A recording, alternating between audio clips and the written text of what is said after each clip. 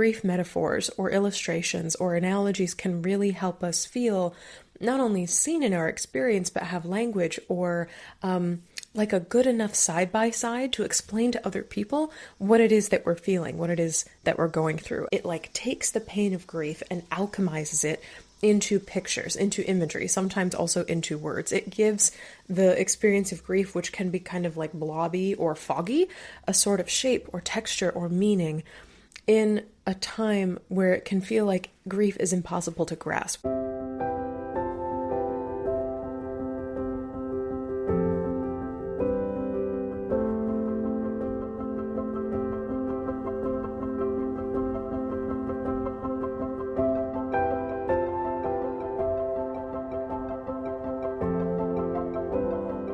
Hi there, Grief Growers, and welcome back to Grief Grower. I am so delighted to be here with you today, as always, because we're going to be talking about art. Many of you probably don't know that I majored in communications in college, but I double minored in fine art and psychology, and so thinking about the ways that we doodle grief or illustrate grief is something that I love talking about, and we are going to get into it on today's show. If you have been growing alongside me in my work for a while, welcome back, and if you are new to me and my work, hello.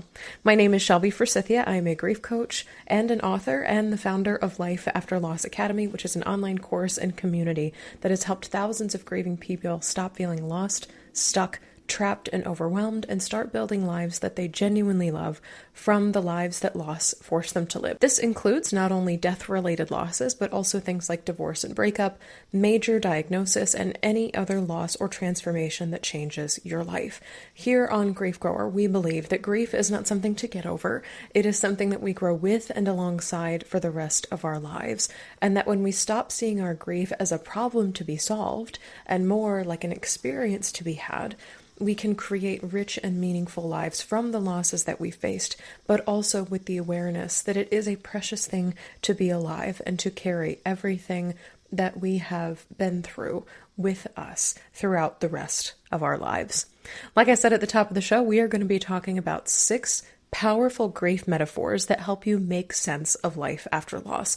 These are some of my favorite illustrations, metaphors, analogies that help you put language and words to what it's like to be a grieving person, because grief is often too big or too complex or too layered for just like plain language. For example, you might say something like, I miss my person, but you might actually mean, I'm trying to figure out how to live without my person and carry them with me without feeling weighed down by pain. You might say something like, I'm not sure how I feel. Somebody asks, how are you? I don't know.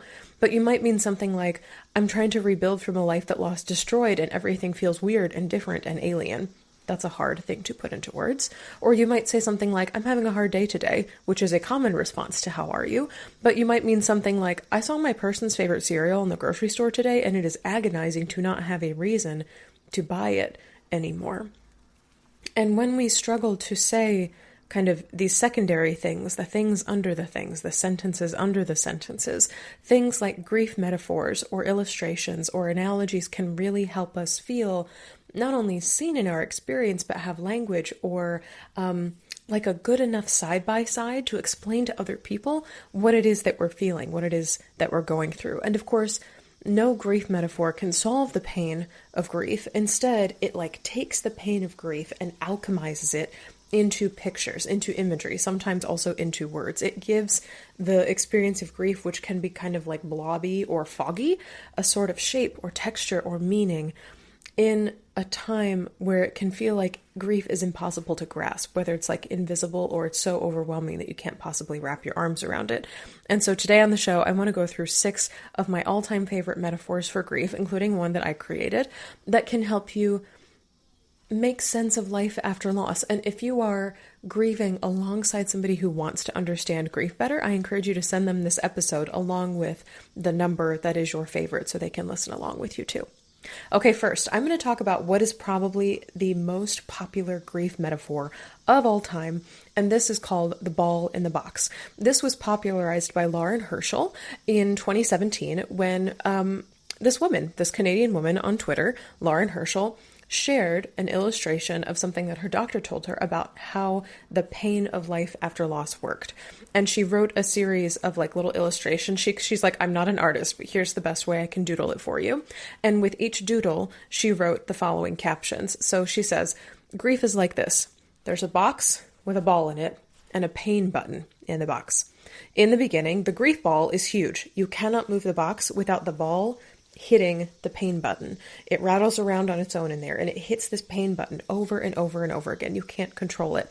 It just keeps hurting. Sometimes the pain seems unrelenting. Over time in life with grief, the ball gets smaller. It hits the button less and less, but when it does, it hurts just as much as it did on day one. It's better because you can function day to day more easily, but the downside is that the ball randomly hits that button when you least expect it. For most people, she says, the ball never really goes away. It might hit less and less, and you might have more time to recover between painful hits, unlike when the ball was still giant. I thought this was the best description of grief I had heard in a long time.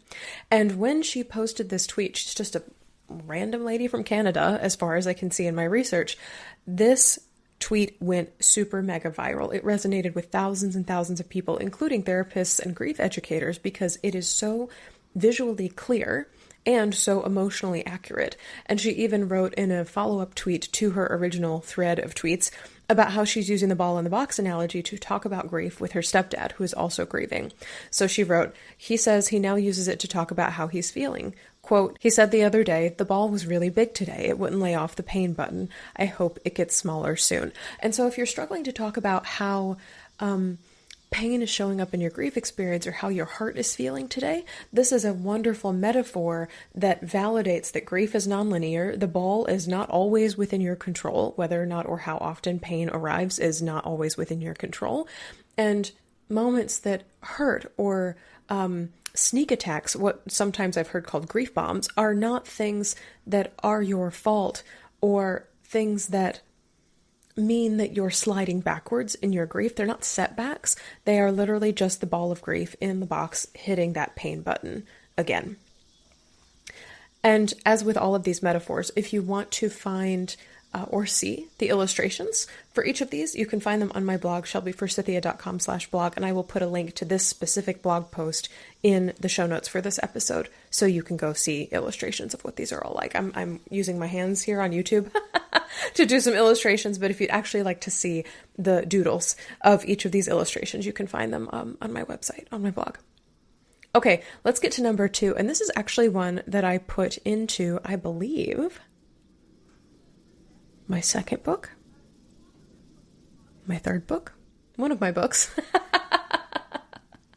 There is a model of grief called Growing Around Grief, and this was originally created in 1996 by Lois Tonkin, and it challenges the common belief that grief shrinks over time, and instead suggests that nope, grief's the same size, but your life, the thing that surrounds the grief, is the thing that's growing. And so it appears from the outside like grief's getting smaller, but what's actually happening is that your life is growing around the grief.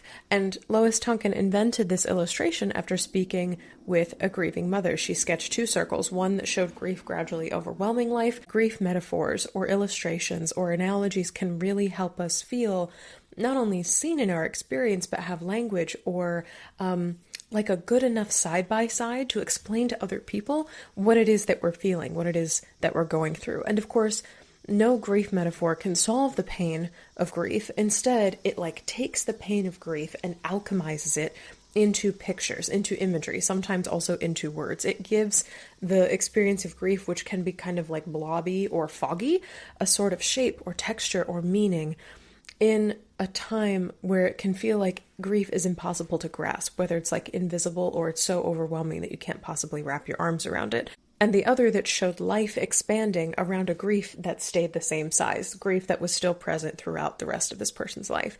And Lois Tonkin's model has been illustrated countless times online. One of my personal favorites is a bookshelf version by the artist Cherie Alti, and it shows grief as one big fat black book in the middle of a bookshelf.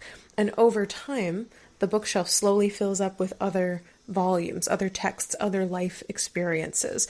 And so what looks like an empty bookshelf with just grief in it at day 1 of grief, by day 1934, grief is surrounded by all these other life experiences, and it's such a great interpretation of how our lives can become fuller and richer after loss.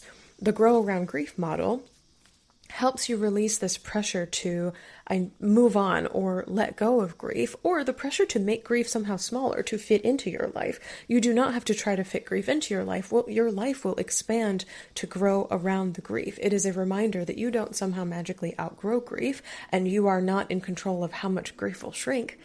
It is a recognition that, yeah, your grief's going to stay the same size. It is you and your life and the bigness of all that you are and all that you still have left to live that will expand around grief. And so it will not be or feel as big as it is or feels right now. The next one I want to cover is called ring theory. Number 3, the ring theory of grief support, which basically can be summarized as comfort in, dump out. And this is created by Susan Silk and Barry Goldman. So in 2013, the LA Times published an opinion piece called How Not to Say the Wrong Thing, and it was written by Susan Silk and Barry Goldman. It introduced this concept called ring theory for supporting someone going through grief or crisis. So basically, this is not necessarily a metaphor illustration for grieving people. It's for all the people surrounding a grieving person. So this is a great one to share with someone in your pun intended circle who is supporting you through grief but may not understand emotional or relational boundaries. And it goes like this. Basically, if you imagine concentric circles, the center of the circle is the person most directly impacted by the crisis or loss. This is the griever. The next ring includes immediate family or close friends. The outer ring holds acquaintances, coworkers, distant connections, and the outermost ring often includes people that you don't see very often. So like healthcare professionals, people who are supportive, but maybe on the far, far outskirts, also observers or onlookers. And so the rule of ring theory is that only comfort can go towards the center of the circle, and dumping or emotional releasing goes towards the outward rings of the circle. You support people in rings that are closer to the center than you, and you seek your own support. You go get help and resources or dump emotionally on people from rings further out from your own. To put this into clearer perspective, it is inappropriate, for instance, for a cancer patient's coworker to look to the cancer patient, the person who's sick, for emotional support regarding their cancer diagnosis. That coworker should not look at the cancer patient and say something like, "It tears me up so much to see you hurting like this," because what's the cancer patient supposed to do with that? That coworker should lean out for support from other coworkers, their own circle of family and friends, helping professionals potentially that have no connection to this cancer patient. So instead, decompressing with a social worker about how hard it was to see their coworker friend this way, or with another coworker of like, "Man, it's really hard to see her like this. I'm struggling to cope with that," as opposed to dumping that emotional burden on top of the person who is going through the hard thing. Again, this metaphor is less about how to survive the pain of loss and more about how other people should respond to it. This is what Susan and Barry said in their article for the Los Angeles Times. Quote, "The person in the center ring can say anything she wants to anyone anywhere. She can kvetch and complain and whine and moan and curse the heavens and say life is unfair and why me. That is the one payoff of being in the center ring. Everyone else can say those things too, but only to people in larger rings. When you are talking to a person in a ring that is smaller than yours, i.e. closer to the center of crisis, the goal is to help.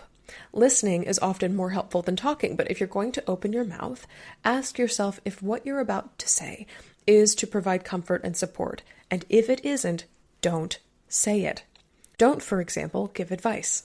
People who are suffering from trauma do not need advice. They need comfort and support. So say, 'I'm so sorry,' or 'this must be really hard for you,' or 'can I bring you a pot roast?' Don't say, 'Well, you should hear what happened to me, or my cousin, or my friend's nephew. Here's what I would do if I were you,' and definitely don't say, 'This is really bringing me down to see you like this.' If you want to scream or cry or complain, if you want to tell someone how shocked you are or how icky you feel or whine about how it reminds you of all the terrible things that have happened to you lately, that's fine. It's a perfectly normal human response. Just do it to someone in a bigger ring. Comfort in, dump out." End quote from the article. And this is such a helpful metaphor and illustration for grief, not necessarily for the grieving person at the center, but to kind of set up emotional relations and emotional boundaries with everyone involved in a loss or crisis situation. Because as we've said here before on Grief Grower, grief never happens in a vacuum. You are never doing grief by yourself. We are always doing grief in relationship with other people. And it makes it so that grieving people, potentially you, do not have to manage others' emotions or expectations, and supporters know where and how to offer comfort instead of unhelpful advice or emotional unloading. And they go on to say in that LA Times article that somebody that they spoke to about ring theory has actually drawn her own life ring and has it pinned to the fridge. So she's like, here's me in the center, the person with the grief experiences. Here's my close friends and family. Here's the next kind of closest friends and family. Here's coworkers. Here's acquaintances. Here's onlookers and observers. And she uses it as a guide and will often pull it up in conversations with people to be like, here's where you are in the ring. I, as the person in the center, get to have support from you. You, as someone who is not in the center of the circle, need to find support from somewhere else. Do not look to me, the person who is grieving, as your center of support or as your sole source of support in this experience.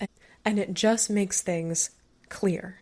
And kindness is clarity. Clarity is kind. Alrighty, let's get to number 4, which is kind of a silly one, but one that actually a client brought up with me, and then I found out it was a real thing that existed on the internet. So during COVID in 2020, I was working with a client who was grieving, and she talked about how integrating loss, folding loss into her life, was a lot like adding a really unpleasant ingredient to a larger recipe. So for instance, a lot of baking recipes will call for things like apple cider vinegar or a lot of salt or some other type of ingredient that is seemingly in an enormous quantity that wouldn't be good by itself. Like you can't just have a meal that's just salt or just vinegar, but to fold it in with everything else and to have it be reacting to other things in the recipe, gradually it becomes integrated and the end result is something that is beautiful or satisfying to eat. And there is a metaphor going around that originated, I believe, on Instagram by the illustrator Ruth Chan called grief butter. And it's grief as butter in pastry. Now, I don't know about you, but I would eat butter straight. So butter and vinegar are not the same thing to me. But she compared grief as butter that gradually gets integrated into pastry dough and then becomes something else over time. And Ruth Chan created this after a series of personal losses, including the death of her friend Steve. And it was a simple but stunning visual comparing grief to the presence of butter, a lot of butter, in laminated pastry dough. And Ruth wrote in her comic, quote, "Grief from loss is like the butter in a puff pastry. It's huge and imposing and seemingly impenetrable, but eventually gets folded in. It's never gone, but instead infiltrates every part, until one day it is simply part of you in a way that feels okay." And this metaphor is helpful because it's tasty, it's related to a food that a lot of people like, it's relatable, and it reframes grief as something that gets integrated. It's not something that gets removed or separated out from who you are, but it is literally baked into your being like a croissant. It is always there, and it shapes the texture and the taste, the flavor of your life, even when you can't see the butter directly, because you don't pick up a croissant and be like, man, I can see the butter. You can't see the butter, that's the point. It gets so folded in that it becomes invisible in the larger pastry, but you know that it's there because when you put it in your mouth, you can taste it. It is part of the experience of eating a croissant. And in this blog, again, I'll link it in the show notes for this episode if you want to see the illustration to it, you can see her original Instagram post where she talked about grief butter. And just recently, I think like 2023, 2024, she also did a follow-up one that features a chocolate croissant. So you can see how this metaphor has evolved over time, and it's been featured in quite a few places. So thank you to that client who brought the grief butter metaphor to me, and to Ruth Chan for creating this grief metaphor. Number 5 is from one of my favorite grief authors whose book I have. It might be on my shelf back here somewhere. Yes, it sure is. So the author Mari Andrew, she's also an illustrator. She's written a book called My Inner Sky. She also, one of her first books that came out was called Am I There Yet? And it was about the zigzagging path to adulthood. But she writes and illustrates these beautiful essays about life with grief and especially about the death of her father. And in 2018, I believe this was around the time her first book was coming out, Am I There Yet? She created a doodle about grief, and it's kind of grief in 3 parts. And it showed the weight of grief diminishing over time. So first, grief was a huge, heavy, clunky, bulgy burlap sack. And it was scratchy and weird and hard to carry. And then she shows grief as a briefcase, still heavy, easier to move around in the world with. And then eventually grief as a purse. It's still there and it's still important and you still carry it with you, but it doesn't weigh you down the way before. It's not grief in burlap sack mode. And it is intended to describe how the burden of grief or the weight of grief transforms over time but never necessarily goes away. And in 2022, Mari Andrews shared this illustration again in a Substack piece that she wrote about the 7-year death anniversary of her father. The name of the piece is called Grief Baby. Again, if you go to my blog, you can read it in full. But she writes, Jumana and I talk from time to time about our grief babies. I can't remember where we got that term, but we're referring to the length of time since our respective parents died, acknowledging their absence as a presence. I still vividly remember my grief's newborn stage, when I was sleep-deprived and had no idea what I was doing. Something was screaming at me most hours of the day, and I was completely ill-equipped to understand its wants and needs. After all, I'd never done this before. I love this idea of seeing grief as a grief baby, and then it grows up with you. When a year passed, I felt a significant internal shift that I misinterpreted as the end of grief. All done, I thought, only to find that the next morning I woke up with a 1-year-old who still needed my attention. If we rethink of grief as a living, growing thing with a heart and mind of its own, then we can more wholly accept its whims, its mood swings, its occasional vacations away, and its inevitable returns, often when we least expect it. Grief, you're doing it wrong, is how I felt so many times during those first confusing years when I hadn't a clue how to settle this mysterious toddler's tantrums. Just like dealing with a 2-year-old, nothing about the grief baby's temperament followed any logic. The grief baby has gotten a lot more complex through the years. Tidy answers are not going to work on a now 7-year-old. A child that age starts questioning the Easter Bunny and demanding a few more answers after, because I told you so. This 7-year-old grief baby is skeptical. No one has any way of knowing any of that. But my 7-year-old grief baby is also imaginative. If there are no answers here, then I can make this experience all my own. I can traipse around New York alongside my dad's ghost and envision that we are having coffee and in a completely different relationship at his old haunt in the West Village. I can get upset while waiting for the subway, let the pain swoosh me around like a gust from the train. I can use this death anniversary to be sweet to myself, or I can use it to listen to his music at full blast, or I can use it to really, really feel sad. I can live the questions of grief as Rilke instructs, and children do naturally, rather than force a solution. And I just love her continued musings on grief and loss, seeing grief as a burlap sack and then a briefcase and then a purse, or grief as a grief baby. And this sack to purse illustration helps visualize grief's changing nature as you navigate life. It will always be a container for what you lost. It will always exist, but your relationship to it and the weight that you feel from it and your ability to carry it and what it looks like to others may become more manageable or familiar, or as she writes, more imaginative over time. And I don't know about you, but especially in the early days of my grief, my newborn grief days, that's something that brought me a lot of hope, is it will not always be a giant, scratchy, heavy burlap sack forever. Okay, number 6, the last one I want to gift you today, is grief as a dressing room. And this is one that I personally created and then I share first inside my book, Permission to Grieve, and then also now I teach it often inside of my online course, Life After Loss Academy. So in Permission to Grieve, my very first self-published book, I published it in 2019, I use this metaphor of grief as a dressing room to describe how our identity shifts and changes after loss. When you experience a death or breakup or a major diagnosis, your sense of identity, who am I, who do others perceive me as, is something that is flipped over, upended, gone, dust in the wind. Who you were may no longer feel accessible to you, but also who you are becoming might feel unknown, TBD, life in progress, not really sure what's happening there. Status pending. This is why I started to see, after my mom's death, grief as a dressing room, a private space where you try on beliefs, routines, boundaries, coping tools, identities, ways of being to see what fits now in your life after loss. Because some identities, even ones that you may have held before, feel completely wrong. That is not a good fit. Some identities that do fit are surprises to you. That didn't fit before. I can't believe that fits now. Some identities you keep for a season and then discard or replace later. And all of these things are part of rebuilding your life after loss and learning how to live in this new version of yourself. Whether you chose this for yourself, you instigated a loss, such as a breakup or a move, or you did not choose this loss, such as a death. Again, sometimes we do not choose breakups, or a diagnosis that has changed your life. And this is the passage from Permission to Grieve. Try imagining your identities as articles of clothing in a dressing room. Perhaps caregiver is a purple sweatshirt, creative is a pair of bedazzled jeans, and reliable is a cozy pair of gray sandals. These identities make up a part of how you show up in the world, but they are not you. You can try them on, keepers, hang them up on the rack as possibilities for later, maybes, or give them back to the dressing room attendant, definite no's. Grief forces you to outgrow old identities. Maybe caregiver no longer fits. Maybe creative is temporarily out of stock. Maybe reliable has a bunch of holes in it, making it unwearable in this season.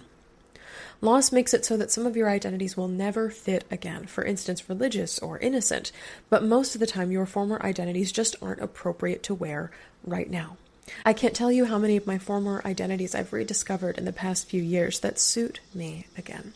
It was like I needed to wait for life's dressing room attendant to get my size back in stock, or, what's even more fun, realizing that my old identity of creativity is no longer a pair of bedazzled jeans, but now, boom, it's a colorful green hat. Where did that come from? I had been looking for creativity in its old form, how I used to recognize it, except loss made my old form of creativity unavailable. It didn't fit me anymore, but it turns out creativity still does exist. It just fits me differently now than it used to because loss has changed my life. So what do you do if you don't know what identity to wear? Start with what you know for sure. This could be as simple as your name, height, eye color, age, or geographic location.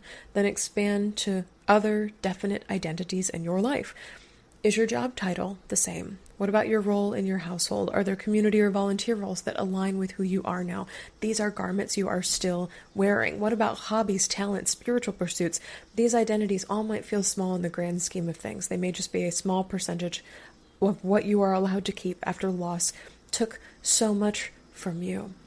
But know, too, that it is okay, if you got a whole lot of nothing, to wear a bathrobe that has big bold letters spelling out "I don't know" across the back. This outfit will not be your forever attire, but if "I don't know" is a true identity for you, then that's the identity you have permission to wear right now. And that is the section from my first book, Permission to Grieve. This metaphor of grief as a dressing room is so incredibly helpful because it makes room for all of this unpleasant uncertainty, but also so much of the experimentation and the trial and error that we participate in, a lot of times involuntarily, in life after loss. And it tells the truth. Rebuilding is not linear. It is a try on, discard, see if it fits for a while, maybe go back to an old identity, see if that still fits. It's not the same as it was before. And it's always changing. Life after loss is always changing. And while you cannot always choose what identities are in stock in this metaphorical store, you have the power to try out identities or practices you do have control over as you figure out what fits you, how you clothe yourself in identity in life after loss. Something I just love about metaphors is that they help us understand grief in a new way. So whether you are just trying to relate to yourself in grief, because we can become unrecognizable and incommunicable to ourselves, we're like, what am I saying? What am I doing? What am I thinking? And metaphors can help you connect with yourself. Metaphors can also help us connect with other people who are trying to understand us better in life after loss. So to say, that ball is punching that pain button real big today, or to say, I'm still trying to figure out where this giant heap of grief butter goes, that's a great way to start to connect with other people who are trying to understand you in life after loss. And again, as I said at the beginning of this episode, metaphors are not intended to fix your grief or to make it so that pain does not exist anymore. They are intended and here to validate you. Whether that's helping you name something that was previously unnameable to you, or giving you a visual illustration of something that you feel but haven't put words or imagery to, or just offering you this much more clarity in a world that has been blown apart by loss. It helps you make that much more sense out of an experience that is so nonsense making and so incredibly illogical. So if one of these metaphors gave you language or visual for your grief experience, I do hope that you take it with you beyond the audio sound waves of this show.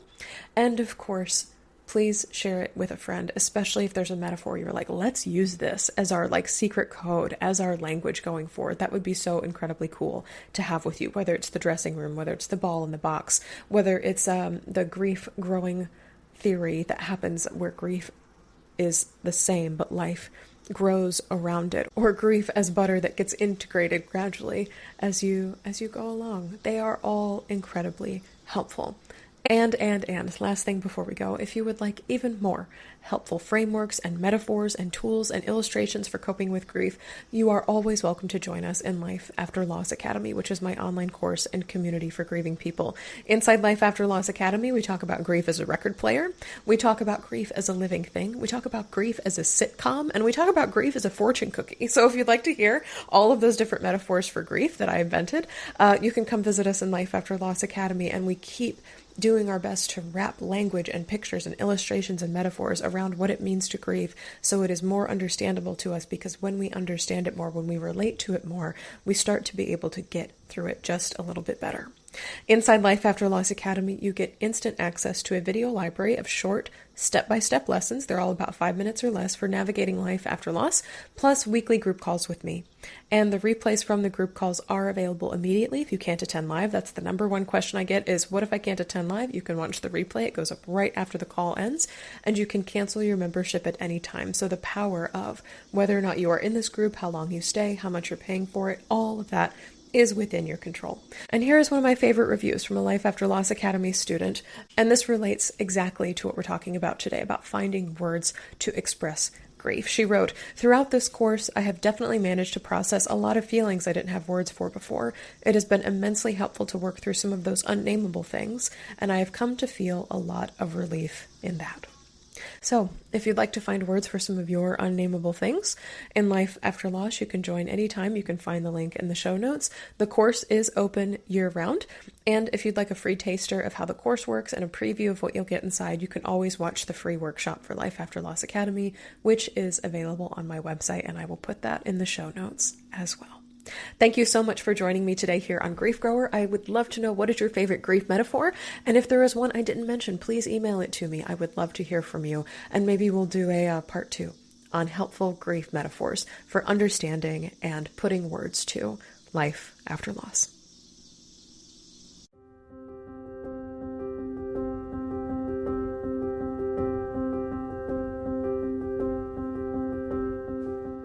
That's all for this episode of Grief Grower. Thank you so much for joining me today.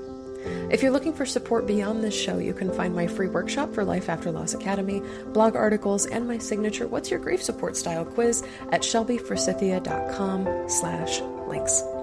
If this podcast felt validating, comforting, educational, or otherwise helpful to you, please subscribe and leave a review on Apple Podcasts or Spotify. And be sure to share Grief Grower with a friend, because you never know what someone you love is going through. Grief Grower is hosted by me, Shelby Forsythia, and our theme music is composed by our very own Addie Goldstein. Until next time, Grief Growers, I see you. I am so proud of you and the work that you're doing in the world. And I love you, because even through grief, we are growing.